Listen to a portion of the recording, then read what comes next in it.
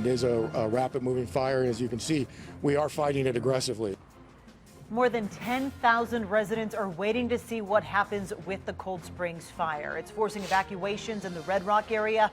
Fire Watch tops Channel 2 News at 6:30. Firefighters are actually working two large fires, though, one to the north and one to the south of Reno tonight. I'm Kristen Remington. And I'm Landon Miller. That largest fire is the Cold Springs fire. This is burning near Cold Springs right now. It started on the east side of the road. We're talking about US 395 and just south of White Lake Parkway. 395 is shut down in both directions at Stead Boulevard right now. And then also the north and southbound off ramps are also closed at Red Rock Boulevard. Okay, right now there are two neighborhoods under voluntary evacuations. You see them in red there. The first is the area off of Crystal Canyon Boulevard. That's north of the fire.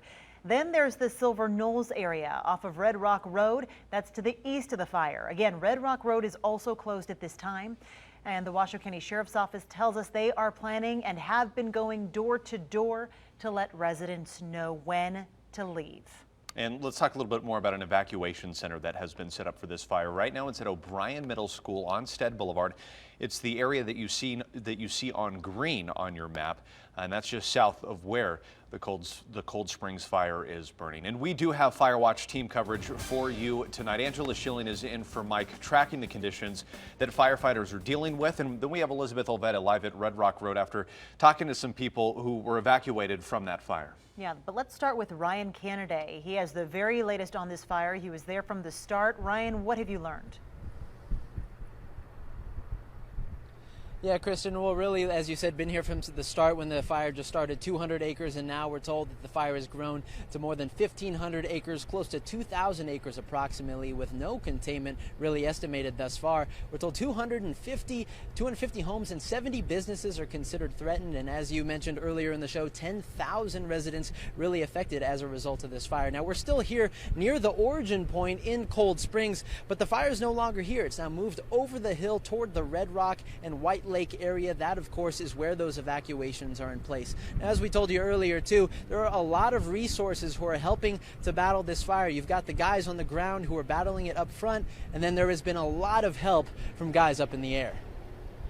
A fire retardant is used to slow the fire spread so that the ground crews can get in and put hand line or hose lays to control the fire spread. And once the line is in place around the fire, that's when we can call it contained. Now, in addition to tankers dropping retardant, helicopters from the Long Valley fire have been helping to fight the Cold Springs fire as well. These guys have been dipping from water right here in Silver Lake in Cold Springs, just about a mile or so away from where the fire is burning, so it's been a quick turnaround for them. Search and rescue volunteers are the other heroes here who have been going from door to door, telling those residents in Red Rock and White Lake that they need to evacuate. Now, the other big update in this whole story is the road closures. Highway 395 at Stead in both north and southbound directions is closed at this time, as well as the Red Rock exit. That is closed in north and southbound directions as well. Stay tuned. We'll have the latest up-to-date information as we continue to gather the latest on the Cold Springs fire. Covering Fire Watch, Ryan Canaday, Channel 2 News.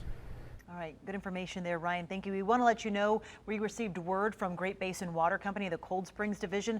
They're asking residents to, as a precaution, conserve water because obviously there are some power outages out there in that area. So just as a precaution, if you don't have to use as much water as normal, please don't. Conserve where you can. All right, let's talk a little bit more about the evacuation center right now. Dozens of people have been showing up to O'Brien Middle School this afternoon and this evening. Elizabeth Olveda joins us live from that location with the latest. And Liz, is there a steady flow of people heading in there today?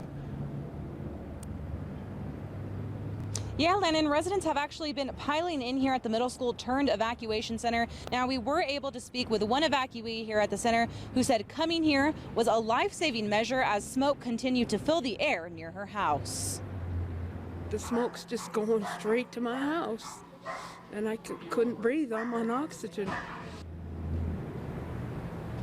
Now, while Person says she found out about the evacuation center through local media, the Washoe County Sheriff's Office has also been busy assisting fire crews with evacuation efforts. The search and rescue team is going door to door, giving information to residents, telling them to be prepared to evacuate at a moment's notice. Now, because the fire is spreading rapidly with these shifting winds out here, all surrounding neighborhoods are advised to still be on high alert, as flames can jump unexpectedly and are moving in different directions. Initially, evacuations began near Crystal Canyon Boulevard off of White Lake Parkway. That's near where the fire started. Officials now ask anyone in the Red Rock Road, Silver Knolls, and even the south part of Cold Springs area to keep a close eye on the fire.